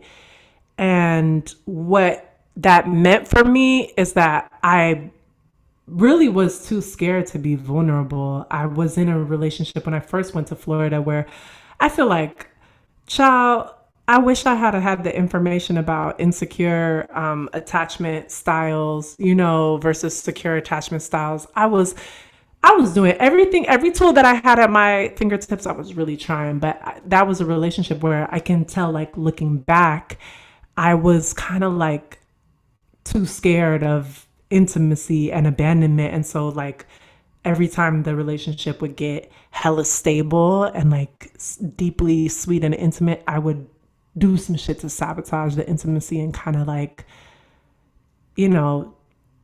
cause a ruckus and disrupt the bond. And later I got involved with this brother that just was like, just doing me so dirty and really treated me foul and disrespectful. But I just didn't, it was really deep. It was where I learned. So I guess I was 22 by the time that this started happening. It's where I learned, like, you thought that you faced your trauma from your childhood, but here it is. Like, it's not over yet, child. And it was like, you know how like you're in a situation and it's foul, something foul is afoot and you know it, but then there's some other part of your brain that like kind of can't make the right decisions for yourself. That was like the situation. So it was kind of like, he approached me like he wanted to be with me. There was a lot there. Like I said, we're going to have to do a part 2 next month so I could do Mrs. Shoot 'Em Down part 2, tell y'all all that tea. But, and it was, I would consider it to be like an abusive relationship in many different ways. A lot of lying, manipulation.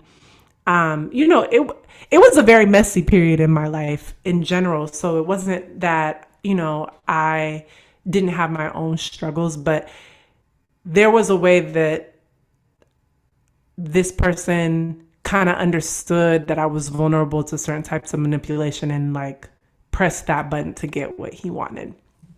And so bit by bit, I started kind of being like, man, I got to get up out of this. This shit is like embarrassing. It's humiliating. It's fucking with, like, I remember I failed out of a couple classes in school. I started getting depressed. I remember I missed one of my performances, something I never did. I just missed it. I was too depressed to get out of bed. Some dumb shit had happened. And I remember at the time Carrie Hilson was bubbling on the underground scene. I mean, I don't know if I would call it underground, but like in the music industry in the South, because Atlanta, when you're in Florida, Atlanta is kind of like Atlanta and Miami are these hubs that are putting out artists and where there's a lot of like, record labels and action going on. So Carrie Hilson started bubbling out of Atlanta, out of Georgia, but bubbling out the A. And so, she was played on the radio, and I was introduced to her songwriting and her music. And there was that song, Knock You Down, with Kanye West and Neo. And I think that that's really what inspired Mrs. Shoot 'Em Down. I was in a writing session with this producer, and I don't remember if the beat initially had guns on it or if he put the guns on it, but like it just came out. And it was like, the thing about my music is that sometimes my music is more emotionally, is further along than I am. Does that make sense? Like, I hate when people say that. Actually, I'm like, what you mean, does that make sense? You assuming I don't understand? But Mrs. Shoot 'Em Down was where I wanted to be. I wasn't there yet. I was still in the fucked up ass abusive relationship. This fool was like stepping out, cheating, lying, like all types of messy shit. And like everybody knew. My whole crew knew. It was like, I remember it was a girl he was sleeping with. We would go out dancing in downtown Orlando, like have fun, whatever. You're in your 20s. I remember one time, one of the girls that he was sleeping with, like, walked up on me and grabbed my ass. Was like, hey, girl, like, blah, blah, blah, ooh, you. And I was like, the fuck?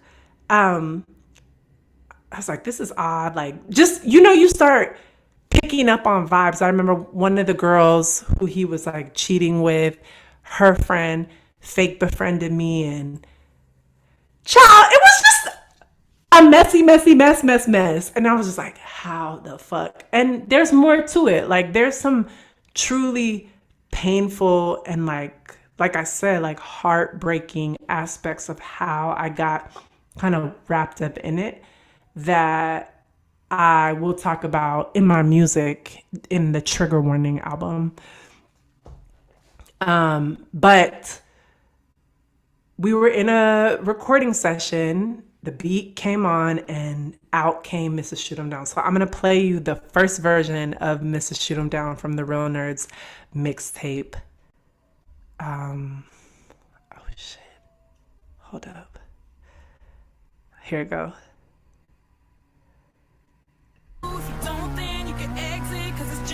Pause.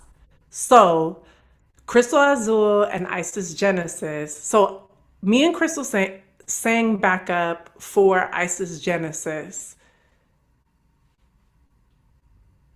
Then later we formed a crew called, and this shit pissed me off because this is the most brilliant name, Sugar Honey Iced Tea. Oh Lord, I was the honey, of course. Crystal was sugar and Isis Genesis was iced tea. So one of the things that I did when I was recording this is I had people either like send in recordings for like interludes, or like I just would pull up with my computer and just record straight into the microphone in the MacBook and take little clips. So what you're about to hear is me, Crystal Azul, Isis Genesis sitting and recording at the Attic Crew's house in Oakland, in the downstairs living room. And then you're going to hear a song that we made, which I've featured on Flashback Friday, but I've featured a version that was remade with, that maybe was first made. Did I first make it with Groove Major, or did I make it with them first and then put out the one with Groove Major? that was another messy fucking moment for me that I learned a lot from, and like look back, I'm like, yeah, I did not handle that right. But here's the version with me, Crystal Azul, and I think we recorded this version first. Also in the Attic Cruise recording studio, and one of the first songs that I engineered, and you can hear like the auto tune is like a messy mess, but you'll get the vibe. This is probably in 2009. Not probably, the mixtape dropped in 2009. So this is from 2009. And the song is Rock Baby by Crystal Azul. And then it fades into Sugar Honey Iced Tea. And then you'll hear Mrs. Shoot 'em Down. Ready?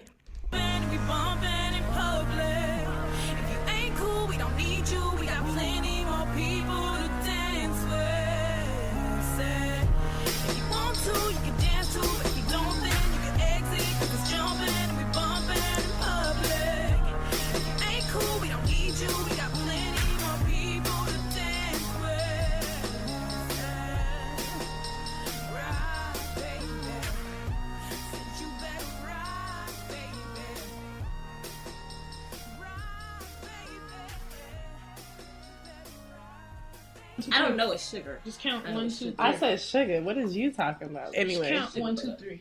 You want me to count? I'll count.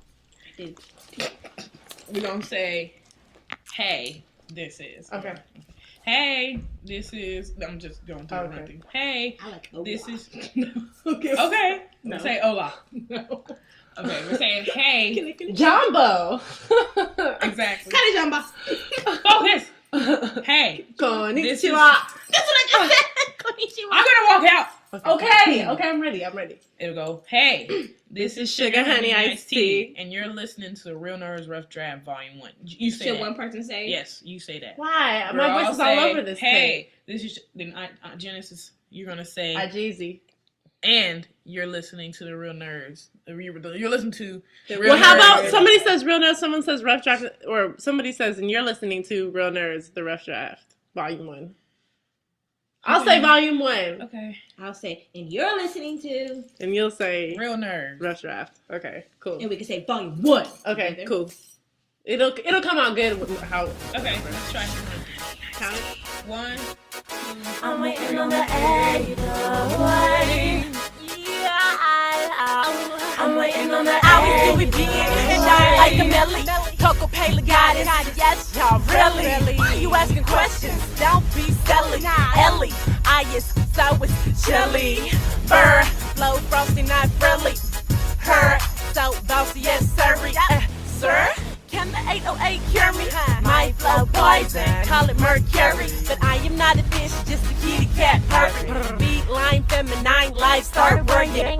Darling, I got the words from which you starving. Serving hits with dominance, beg my pardon. And my sickness, can I please get a witness? Cause haters don't believe I be handling business. Bay Area britches, living my life like it's golden. I'm waiting on the 808 to come and rock me. Don't need nobody else to touch on my body, vibrate through my body, vibrate. I'm waiting on the 808 to come and rock me. Don't need nobody else to touch on my body, vibrate through my body, vibrate, vibrate. I'm waiting on the 808. Nobody touching all over me. I can pop it, I can drop it, only if that I please. I got swag, I got style. I am sweet, but I get wild. On my good side, you should stay. Oh, get the hell out my way. In the 808, I've been waiting for it, praying for it, jumping on it like a pony, and you know it's fire, cuz the VO pimped it out. Little babe with the sound, make you wanna bring it out, make the crowd scream and shout. And we be spitting, yeah, ain't no chickens over here. Put your shit in fifth gear, get away, get out of here. Pushing up on me ain't gon' get you nowhere. Just a fat lip, an ego trip, and leave with no hair. You acting silly, I know you ladies feeling me. I see you haters grilling me. We over here just chillin', see. I got this, we high shit, so rock with the 808, 808, the 808, yeah.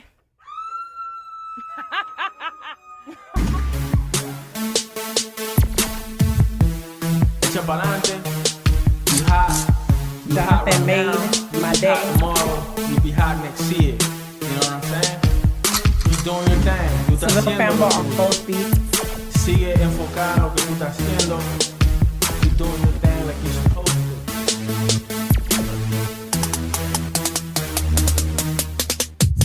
Pop, pop, bang, bang. I'm Mr. Shoot 'em down, Mr. Shoot 'em down. Yeah. Pop, pop, bang, bang. I'm Mr. Shoot 'em down, Mr. Shoot 'em down. And if he ain't loving you from head to toe, then giving you exactly what you need, though. If that is taking you for granted, love 'em, leave 'em, understand that. Ow. I pop, pop, honey, then I hide my pistol. Been loving since the year of the bunny, 86 now. Pause. So, hold up. Oh my God. Y'all. Let me see.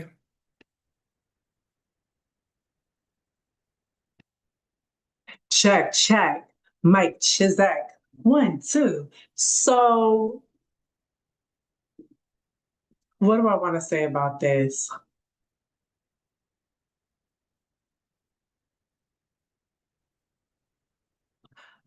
Carrie Hilson, Kanye West, Neo had this song called Knock You Down. And in Neo's verse, he said something about, I don't know if he said Mrs. Shoot 'em down, but he was like, pretty little miss, knock me out the sky. Now I'm crashing, don't know what happened, but you know it feels so damn good. He talked about her shooting him down, like, shooting an arrow, kind of like Cupid, try back your bow. Sam Cooke, kind of like that whole Cupid, straight to my lover's heart, for me, only for me. So this was kind of like, in my situation at the time with what was happening with me, I think it was floating in my head, that whole metaphor of being shot in the heart by love and falling in love, but also, the whole idea of falling in love, being shot out the sky. But for me, in my situation with what was happening, you know how people be like, oh man, she shot me down. Like I tried to holler at her, you know how people be like, oh, shoot your shot. Like I tried to holler, but she shot me down. And so this was my way of being like,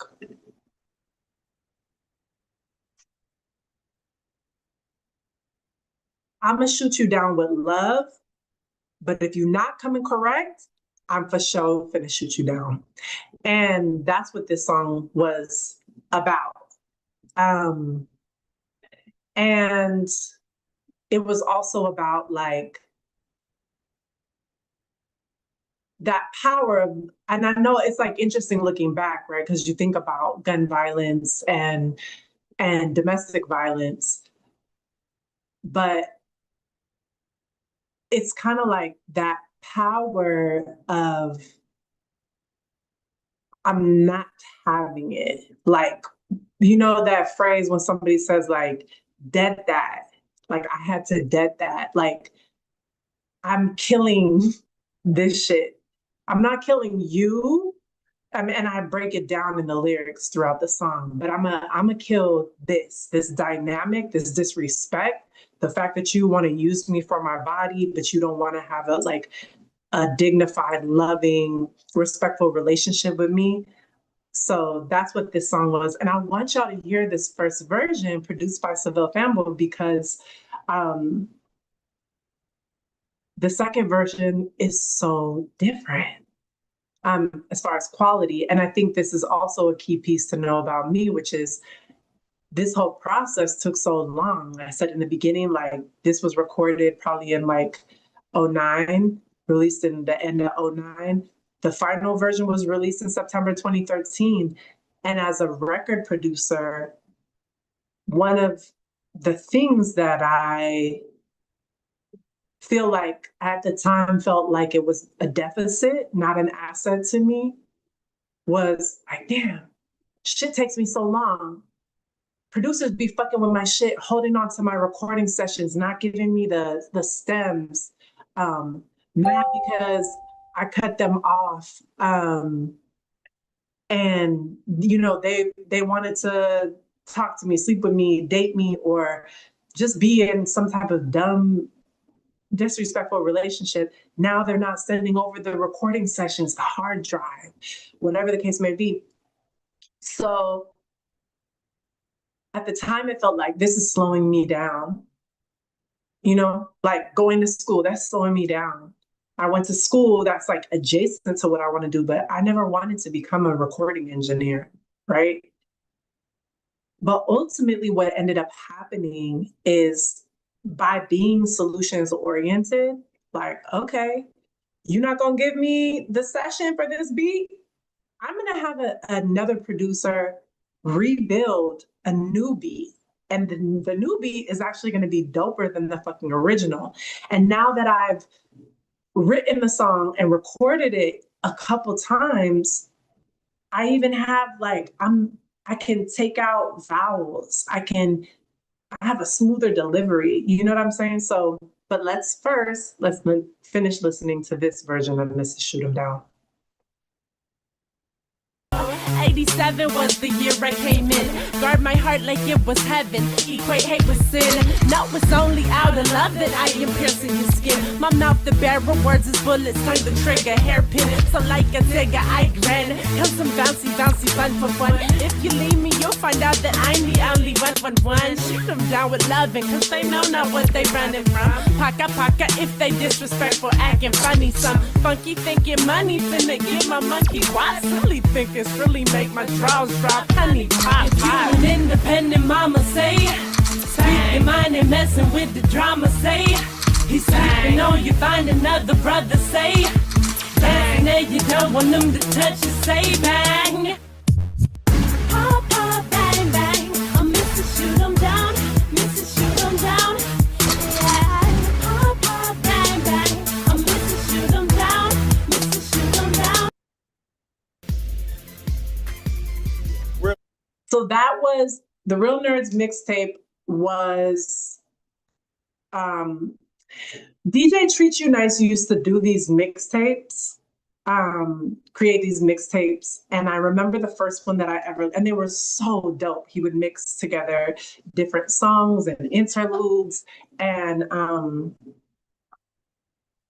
I can't remember I can't remember what you used to call them, but I remember when I went to make this, of course, I had already in my mind the understanding of like how to do a mixtape. Of course, there were things that like there's a couple tracks that are panned all the way left, or like different type of shit. For example, that transition to the third track on the mixtape was rough.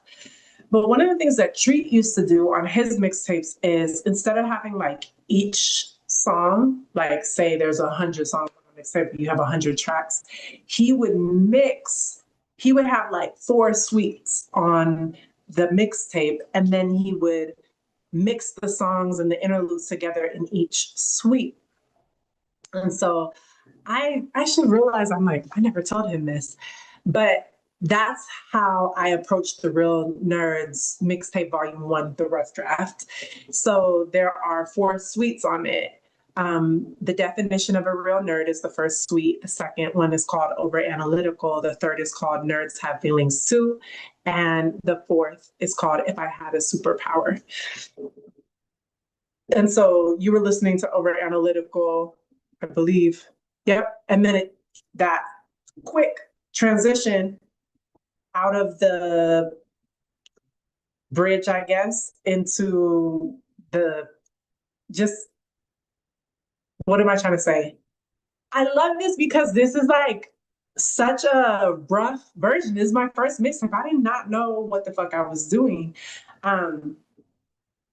But these are things that just by having to do them because I didn't have other people who would do them for me, I learned a lot. And I really tuned my ear. So now let's go to the song and I want you to hear it again. I'm like wondering if I should play the music video for you.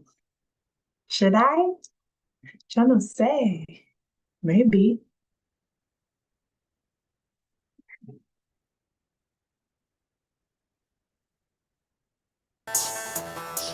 So here's the new version. Maybe I should let y'all see the music video.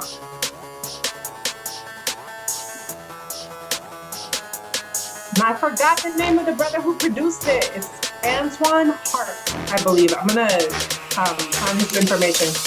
Pop, pop, bang, bang. I'm Mr. Shoot 'em down. Hey. Pop, pop, bang, bang. I'm Mr. Shoot 'em down. And if he ain't loving you from head to toe, then giving you exactly where he go. If they is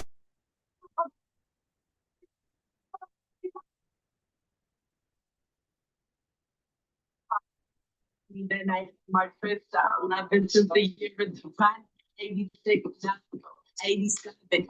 Year it came in, got my heart like it. No haters, no for something y'all the love the dying tears. Not the devil. Versus bullets, tongue the trigger, hairpin.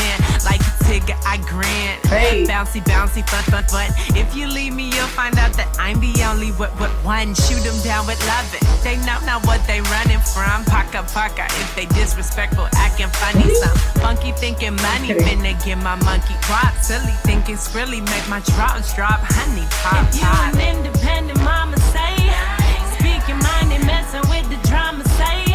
He's sleeping on you, find another brother say. Dancing and you don't want them to touch you, say bang. Pop, pop, bang, bang. I'm Mr. Shoot 'em down. Pop, pop, bang, bang. I'm Mr. Shoot 'em down. And if he ain't loving you from head to toe, then giving you exactly what you need, go. If they is taking you for Jazz Hudson, granted, love 'em, Jesse leave 'em, Strauss, understand and then I bang, bang, baby, then I kiss my pistol. XO, aim, click, hit, never miss though. Some of y'all blind, I'ma make it crystal clear what I need and want me hear my list go. Read it, I got bro copies, fill it if you fail. Poppy's probably got you sleeping in the field. You sleeping till it's still. Creeping milk is spilled, cry the river, have my feel. Lover, let's just keep it real. Others out there with the krill, so I bang, re up. Hexes, O's, you know you had my love. Good wishes, good luck. Good luck for the kissing and hugging. I'm looking for love, man. So you ain't loving bang, If you an bang. independent mama say, Ice is speak your Gemini. mind and messing with the drama Mapper. say. Iron She's De sleeping Leon. on you, find another lover say. Dancing and you don't want them to touch you, say bang. Town Park.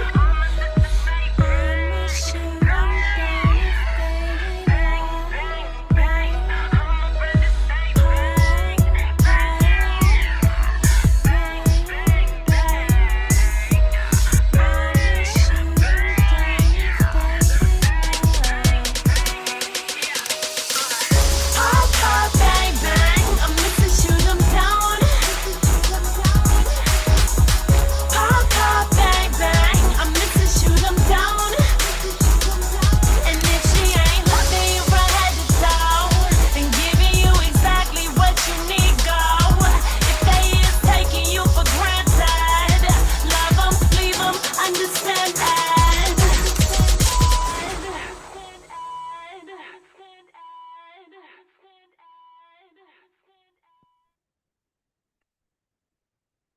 Okay. Okay. How we feeling, people? So,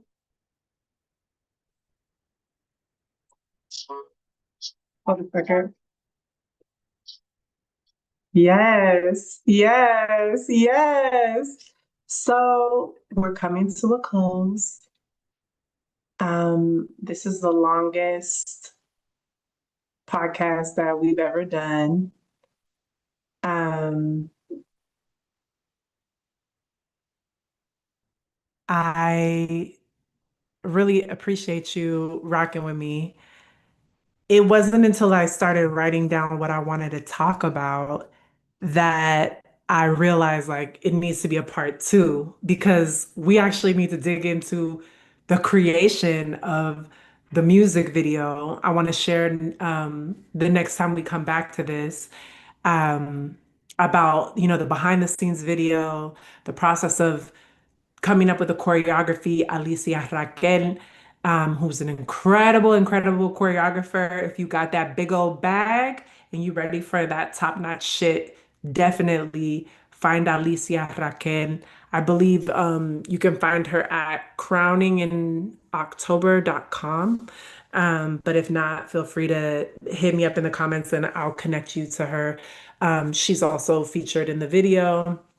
But she choreographed, as I told you, DJ Agana shot it. She, directed it. We co-directed together. I had like a very big and lofty vision, which is part of what I want to talk to y'all about next week, which is the balance between having a lofty vision, having a big, hairy, audacious goal or vision, but making sure that as you are moving towards that goal, that you're not leaving people and relationships behind. And also, as we're functioning under capitalism, we're being exploited. And sometimes when we're so deeply exploited, we might not realize that we're exploiting others or that we can become the exploiter.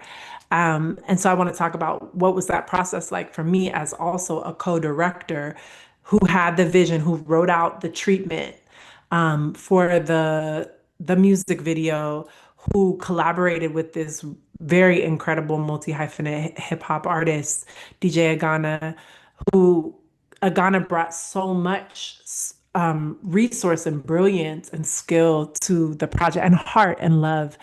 And what that was like navigating that and just noticing that primarily that music video was made possible by the labor of Black and brown women, by like Black African heritage, African American, and I say that because Black people are everywhere, right? But Black African heritage folks from here in the US who come from that lineage of US slavery, women, and um, brown women, Latinas. And I think that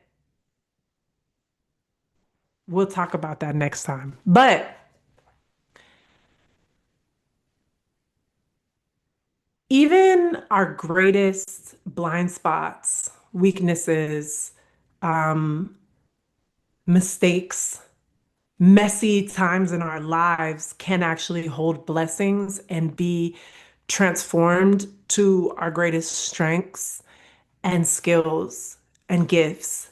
And I think that I wanted to show you Mrs. Shoot 'em Down and tell you about the universe that was and the ecosystem that was happening around that because from the outside, a lot of people didn't know when I dropped that mixtape that I was like, you know, involved in some messy, toxic shit. A lot of people didn't know what was happening with me personally. And next month, when we circle back to Confessions of a Black Feminist Rapper, Mrs. Shoot 'em Down Part Two, um, I'll share more about that. But I think that having so much sexism and male domination and exploitation, sexual exploitation and mistreatment happening around me made me tone deaf and rough around the edges, and harsh in a way that I hadn't been prior, and the people in my life didn't really understand. Um, and I made a lot of missteps, but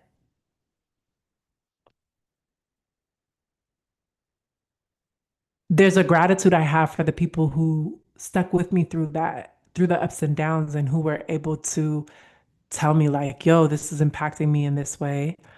Um, there's a gratitude I have for myself for sticking with myself and my inner child through that like abusive toxic relationship and taking my spiritual practice, one part of my spiritual practice, which is my music, my creative expression, and creating a mantra that was empowering, a juxtaposition to how I was living my life in order to offer me like, this is who I am, this is how I want to be in this relationship, this is the type of nonsense that I want to cut off.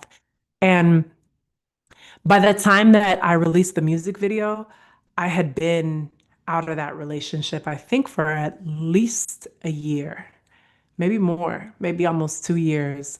Um, and I'll tell you about what Mrs. Shoot 'em Down looked like behind the scenes as far as how I got out of that relationship. But um,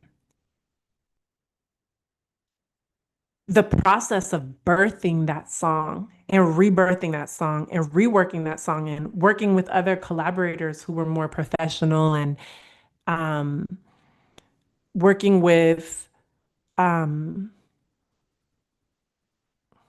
how can I say it? The process of reworking the song, working with collaborators who were more professional, but also becoming more professional myself. And um,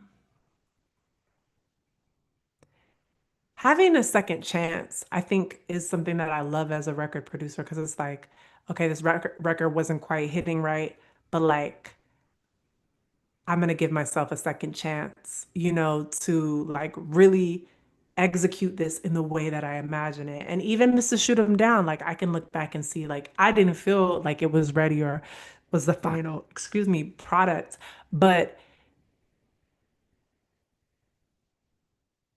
I can see the growth. I can listen to the two different versions of the track and I can see like things that I shifted that made the shit so much better. Even the timing of if you were independent, mama say bang, instead of if you were independent, mama say bang. Speak your mind, ain't messing with the drama, say bang. So the difference between moving that bang sooner and adding more sing song. You know what I'm saying? Like there's just so many different pieces.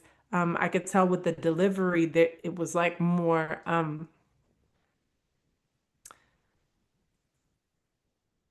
don't know how to say it, like it wasn't as smooth.